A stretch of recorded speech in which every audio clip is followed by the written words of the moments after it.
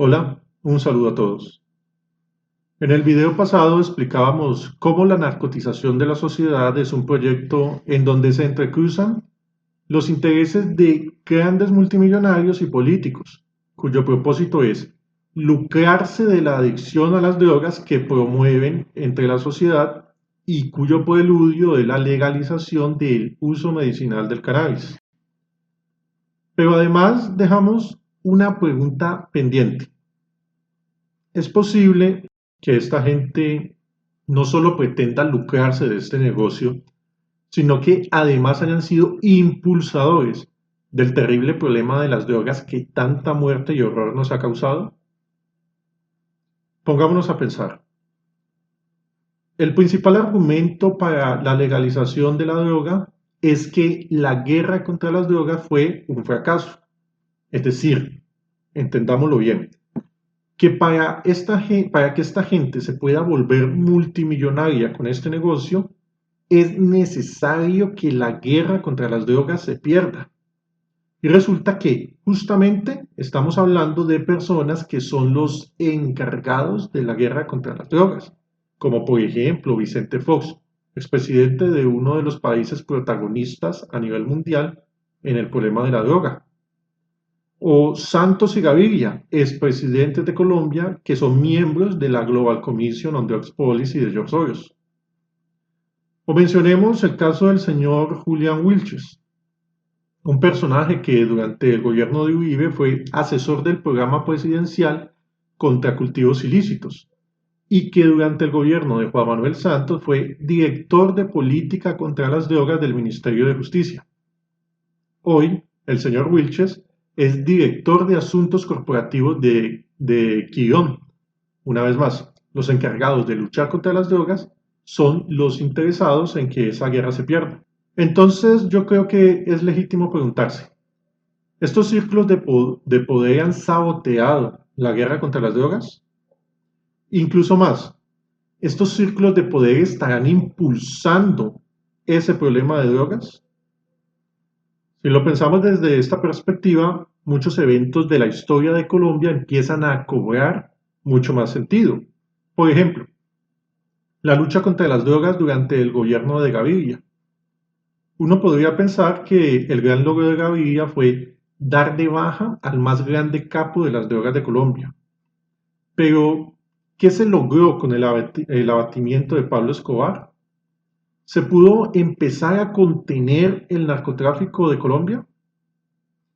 Pues no, justamente al contrario, el negocio pasó a manos de los guerrilleros y paramilitares, que desatarían sobre Colombia la década más sangrienta de su historia, logrando récords históricos en la producción de droga y martirizando al pueblo colombiano de una forma que Pablo Escobar jamás hizo.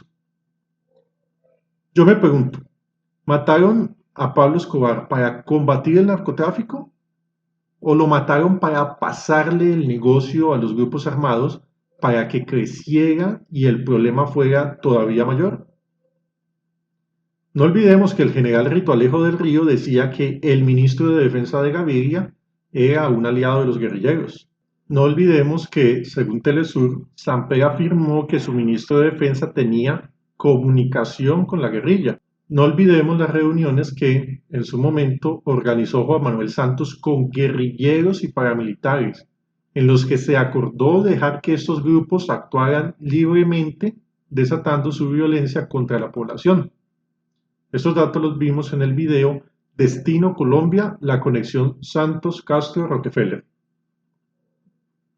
Atando todos estos cabos, vamos entendiendo mucho mejor por qué en Colombia ha sucedido y sigue sucediendo lo que todos conocemos. Por supuesto que la gente terminaría por darse cuenta de estas manipulaciones si no se le ofreciera otra explicación lógica. Y para eso es útil hacer que la gente crea que existe un conflicto entre la derecha y la izquierda, porque esa historia falsa es la que permite justificar todo el caos y la violencia que estas élites desatan contra nosotros. Nos están haciendo la guerra, pero no nos permiten ver quién es el enemigo, sino que nos dividen en dos bandos para que nos culpemos mutuamente de todos estos hechos. Y entonces, tanto la derecha como la izquierda juegan su parte en esta obra de teatro. La supuesta derecha, por ejemplo, desata una guerra sangrienta contra las drogas, pero saboteándola desde adentro para que no podamos terminar de ganarla. Mientras tanto, se potencia cada vez más una izquierda para que convenza a la gente de que la solución no es la guerra contra las drogas, sino su legalización. ¿Comprenden que esto es un juego en equipo? Estas dos, la supuesta derecha y la izquierda, son cómplices en una estrategia que nos ha traído a lo largo de la historia masacres, destrucción, corrupción, caos, y que nos pretende dejar como única opción entregar a la sociedad a la esclavitud de la drogadicción a la que nos someterá esta élite de multimillonarios. ¿Qué sucedió cuando las FARC empezaron a negociar la supuesta paz en La Habana? ¿Acaso disminuyeron los sembrados de coca? Al contrario, empezaron a crecer a niveles mucho más altos que antes en toda la historia. ¿Qué sucedió cuando Duque fue supuestamente a defender ante la Corte Constitucional la fumigación de cultivos ilícitos? Bueno, en esa época hicimos un video al respecto llamado Glifosato, discusiones y mentiras. Así que a nadie ha de extrañar que Duque presente una brillante exposición a favor de la fumigación con glifosato ante la Corte, pero que luego sus asesores resulten incapaces de sostener los argumentos técnicos frente al cuestionario que les plantean los magistrados. Ah, caramba, qué contrariedad, ¿verdad, señor Duque? Hoy, 2 años después, sigue sin fumigarse y la producción de droga sigue en máximos históricos. Por supuesto que el colofón de esta estrategia es, como ya lo dijimos, convencer a la ciudadanía incauta. Entonces, para visualizarlo mejor, la estrategia se compone de 4 elementos. Primero, una guerra sangrienta y fracasada contra las drogas, para causar sufrimiento en la población. De esto se encargan el gobierno y los grupos armados. Segundo, una propuesta de solución por medio de la legalización. De esto se encarga la izquierda legal y el centro. Tercero, un sustento intelectual para la propuesta. De esto se encargan las ONGs y especialistas que son financiados por la élite. Cuarto, una amplificación constante de los 3 puntos anteriores a través de los medios masivos de comunicación. De esto se encargan las corporaciones informativas. El primer punto, como ya lo explicamos, se ha aplicado a cabalidad por los encargados de combatir el narcotráfico, como son presidentes y ministros de defensa, entre otros. El segundo punto se cumple con el constante discurso de la izquierda que seduce principalmente a las nuevas generaciones. De ahí que, por ejemplo, líderes como Holman Morris promuevan la legalización a la vez que han tenido fuertes conexiones con Soros, como lo explicamos en el video Holman Morris y los proyectos de la élite. Otro gran ejemplo es el respaldo de Gustavo Petro a la legalización de las drogas y su proyecto CAMAT, que tan apoyado fue por organizaciones financiadas por George Soros, como ya lo explicamos también en el video Gustavo Petro, fichado por la élite. El tercer punto se hace a través de todas estas organizaciones que hemos mencionado: Global Commission on Drugs Policy, Open Society, Transnational Institute, entre otras, que generan continuos estudios de expertos que concluyen que la legalización es el único camino. Para el cuarto punto, las élites utilizan los medios de comunicación masivos que ya sabemos que se encuentran en su poder. Podemos mencionar, por ejemplo, el caso de Netflix, en donde es accionista el señor George Soros. O mucho más ilustrativo es el caso del señor John Ruiz, el español que durante varios años fue presidente de la casa editorial El Tiempo y que luego se convertiría precisamente en el presidente de Farmacielo. Porque las licencias ahí está Canavida, Faber, no sé qué cosa, Farmacielo. Lo dice el mismo señor Ruiz, que ese señor parece que hubiera trabajado en la película esa del abogado del diablo, que por vanidad habla tanto que se terminó metiendo el cuchillo.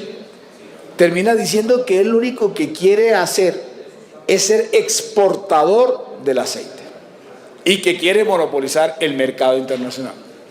O sea, hicimos la licencia para el señor ese Ruiz. De Farmacielo pasaría de nuevo a los medios de comunicación, esta vez como gerente general del Grupo Prisa en Colombia, del cual hacen parte, recordémoslo, entre otros medios, Caracol Radio y la W Radio. Recordemos también que el Grupo Prisa hace parte del Club Bilderberg, tema que explicamos en el video especial Bilderberg, la conexión con Colombia. Bueno, en la actualidad el señor Ruiz ha vuelto a dejar su cargo en los medios de comunicación para ponerse al frente de Medcan, una de las más nuevas y prometedoras compañías en entrar al negocio del cannabis medicinal en Colombia. Es extraño, pues, ver a los medios de comunicación tan comprometidos con la promoción de todos los usos posibles del cannabis. Al inicio promueven un uso científico del cannabis y poco a poco van promoviendo otro tipo de usos, siguiendo de manera casi perfecta la estrategia de ventana de Overton que explicamos hace mucho tiempo en el video Manipulación Social, la ventana de Overton.